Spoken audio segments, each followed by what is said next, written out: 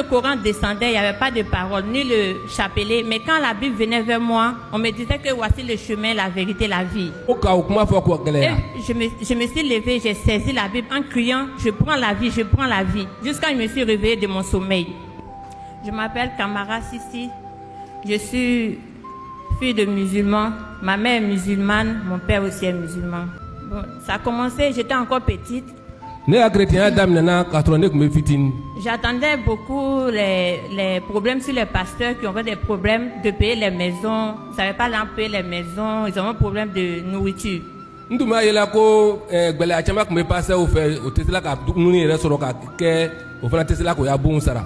Donc je me disais, si je grandis, ce sont ces gens de personnes que j'allais aider. Malgré que j'étais musulmane, j'avais cette pensée déjà. Le temps a passé. J'étais avec une camarade. C'était une veillée de Noël. Donc elle m'a invité dans son église. Je suis partie sans l'accord de mes parents. Parce que je me disais, mes parents n'allaient pas accepter puisqu'ils sont musulmans. Et je suis partie. J'ai participé au culte. Vraiment, j'ai vu que la louange était bien. Les théâtres, tout ça m'a plu. Et quand je suis rentrée, mon papa n'a pas voulu que je rentre dans sa maison. Il m'a chassé de la maison. J'étais obligée d'aller voir ma camarade. Je lui ai dit ce qui s'est passé. Donc, elle allait voir aussi ses parents pour qu'ils viennent demander pardon à mon père. Ils ont demandé, est-ce que ton père a un meilleur ami que tu connais? J'ai dit oui. Donc, ils sont allés voir le meilleur ami de mon père. Ils ont expliqué. Et ils sont venus ensemble pour demander pardon à mon père pour que je puisse rentrer à la maison. Donc, mon père, après les pardons, il a fini par accepter. Et j'ai promis à mon père que je ne vais plus jamais mettre mon pied dans une église. Après le temps a passé encore, j'ai encore grandi. Mon père a vu que je devais me marier. Voilà. Puisque nous sommes musulmans, il fallait un homme musulman.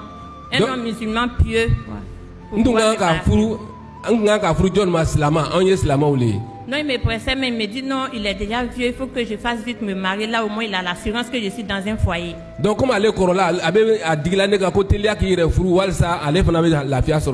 c'est comme ça, bon, j'ai fait la rencontre d'un jeune homme et puis je l'ai présenté. Le mariage a été fait. On allait ensuite, après le mariage, il a eu un boulot qui nous a permis d'aller au Burkina. Arrivé au Burkina, les choses se sont mal passées. Il a perdu son travail là-bas. Donc, il a fait aussi la connaissance des jeunes chrétiens là-bas. Un jour, j'étais là et puis je vois en plein midi, il vient tout habillé, mais tout mouillé. Donc, je lui demande, mais tu es quitté où en pleine journée comme ça, il n'a même pas plu. Comment toi tu es mouillé? Il me dit il allait se faire baptiser. Que lui il acceptait le Seigneur Jésus, lui il allait se faire baptiser. Maintenant c'est moi qui étais furieux. Je disais mais tu ne peux pas faire ça. Nous sommes des musulmans. Comment toi tu peux te lever pour aller te faire baptiser? Donc vraiment je le boudais dans la maison. Et lui continuait, il s'en foutait que moi il s'en colère, lui il s'en foutait, mais lui continuait d'aller avec ces jeunes chrétiens à l'église. C'est ainsi maintenant qu'un jour je vais dormir, je vais faire un songe.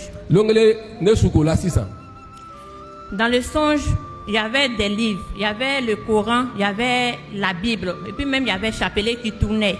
Donc